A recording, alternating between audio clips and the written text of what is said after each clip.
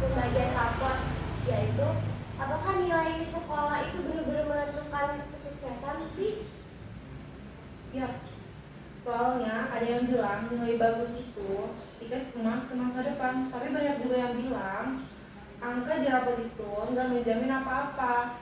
Nah, daripada debat sendiri di grup WA, mending kita bahas bareng di sini. Oke, aku mau ke Chelsea dulu nih ya. Chelsea, jujur ya, menurut kamu nilai sekolah itu tuh sebenarnya seberapa menentukan masa depan sih? Menurut pribadiku sih penting banget ya. Nilai itu kan bukti konkret dari proses belajar kita. Siswa yang nilainya tinggi biasanya disiplin, rajin, dan punya tanggung jawab. Saja secara realistis, mau masuk sekolah favorit, masuk universitas, atau mengejar beasiswa. Syarat pertamanya ya apa? Ya nilai rapor. Jadi jelas banget nilai itu pengaruh besar. Poin dari Chelsea realistis sih, tapi dari tadi Sipa senyum-senyum. Menurut Sipa, setuju gak sama Chelsea? Agak beda pendapat sih. Menurut aku nilai memang penting, tapi kalau dibilang nilai menentukan kesuksesan, saya kurang setuju. Karena banyak loh orang-orang sukses, tapi pas di sekolah nilainya pas-pasan. Tapi begitu terjun ke dunia lapangan, mereka berhasil karena punya kreativitas, membaca, dan nggak gampang menyerah. Dunia nyata itu butuh eksekusi, aksi, dan bukan sekedar jago di teoritas. Wah, mulai hangat nih. Auna sendiri berada di posisi mana? Chelsea atau Sipa? Kalau aku sih ada di tengah-tengah ya. Menurut aku dua-duanya itu harus seimbang. Nilai akademis itu penting buat buka pintu kesempatan di awal. Tapi begitu pintunya sudah terbuka, yang bikin kita bertahan itu soft skills kayak komunikasi, terus kerjasama tim, terus kepemimpinan, sama gimana kita menyelesaikan masalah waktu tekanan datang. Bener banget.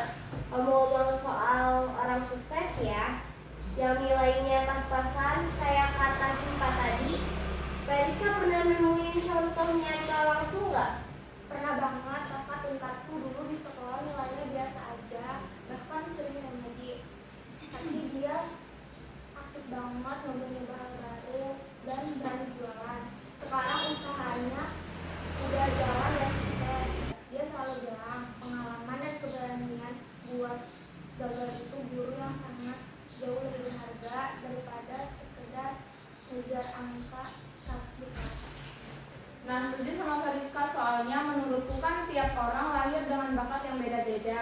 Ada yang pintar di matematika, tapi ada juga yang bakatnya di seni, olahraga, musik, atau teknologi.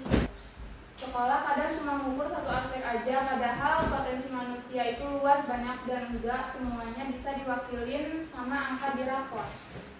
Tapi ingat ya teman-teman, jangan sampai gara-gara kita ngedengerin Sipa, Periska, dan Nina, kita malah jadi malas belajar. Tugas kita sebagai pelajar ya belajar. Punya nilai yang bagus itu tetap bentuk tanggung jawab kita dan bakal jadi bekal untuk masa depan kita. Pertanyaan penutup dari aku nih buat teman-teman semua. Jadi kalau ada siswa yang nilainya anjlok, apakah itu membuat masa depan mereka kelam? Ya nggak begitu juga dong, nilai rendah itu bukan akhir dunia.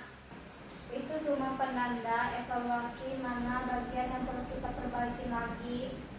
Tepat, sukses itu bentuknya maraton, bukan lari cepat. Orang tekun, jujur, mau belajar dari kesalahan pasti punya peluang sukses yang sama besarnya.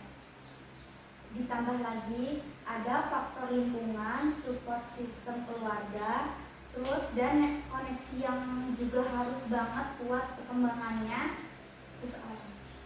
Keren banget obrolan kita hari ini. Jadi kesimpulannya, nilai sekolah itu penting bagi modal awal dan kunci pembukaan jalan seperti untuk beasiswa atau studi.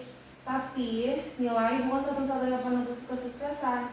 Jangka panjang kesuksesan itu kombinasi dari karakter yang kuat, soft skills, kreativitas, dan semangat untuk terus belajar sepanjang hayat.